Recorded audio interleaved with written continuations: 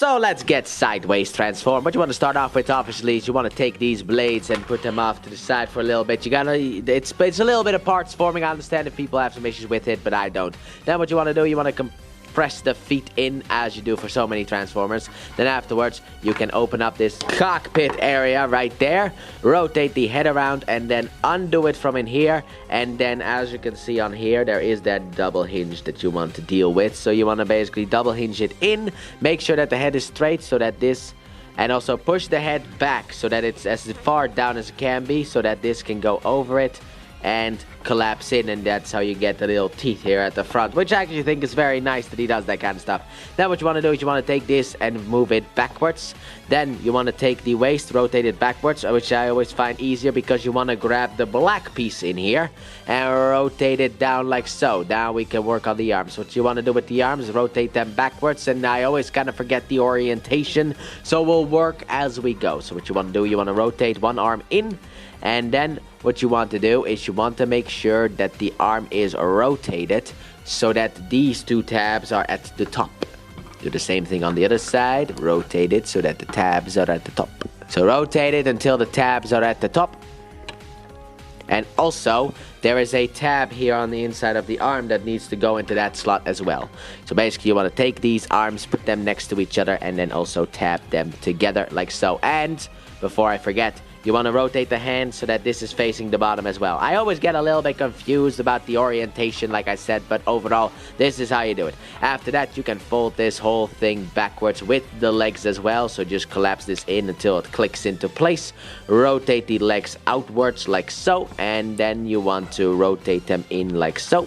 Rotate them in like so, and now we come to the final, second to last part actually, because under here there is a gap that this long tab is going to slot into. So you want to basically take this and line it up and just tab it in like so. Do the same thing on the other side. So as you can see here, you got the slot. Maybe you can't see that, I don't know. I tried to show you guys, but anyway, you want to basically take this and tab that in like so. Then afterwards you also have a tab here at the front that needs to go into the foot, so you basically want to take that, push that in. Right, so there we are, and then we have the next part, which is this weapon right here. What you want to do is you want to fold this in. Obviously with the switch back here, you want to change it to the symbol that you so desire. And then as you can see right here, there is this big long tab as well. There are also these two tabs here, but the big long tab is going to slide into that slot right there. So basically you want to line this up. Also fold in the post. There you go. Hopefully this time around you're actually tabbed in. And then next up, what you want to do, as you can see on the side here, you got two slots right here on the side that the two things are going to tab into. And obviously you want the wing to flick backwards. So what you want to do is you want to take this and... oh, no, wait. You want to have the wing go forward. Sorry, it can only go on one way. But basically, you want to take it, tab it in. Go to the other side as well. Take it, tab it in. And here we have good old-fashioned sideways in his jet mode. So to get you back into robot mode, what you want to do is you want to pop off this thing, move it off to the side. Pop off these wings and put them off to the side. Now I understand the annoyance for what people have. Anyway, afterwards, what you want to do, you want to untab the leg from in here, the foot from in here, and also you want to unpeg the leg from back here. I think actually you want to start with back there, but you already said what I said and I'm standing by. Then you want to rotate it around and get it straight like so. Then also fold out the foot, fold out the heel, fold out the foot, fold out the heel. And there we go. We got a pair of legs done right there. Afterwards, what you want to do is you want to basically take this whole thing, but make sure that this black piece here goes with. So you want to basically take this and create some room so that we can untab the arms from each other and also rotate them around. Like so. Very nicely done like that. And now we can take this black piece and put it back where it belongs, and then just take the orange bit and rotate it down like so.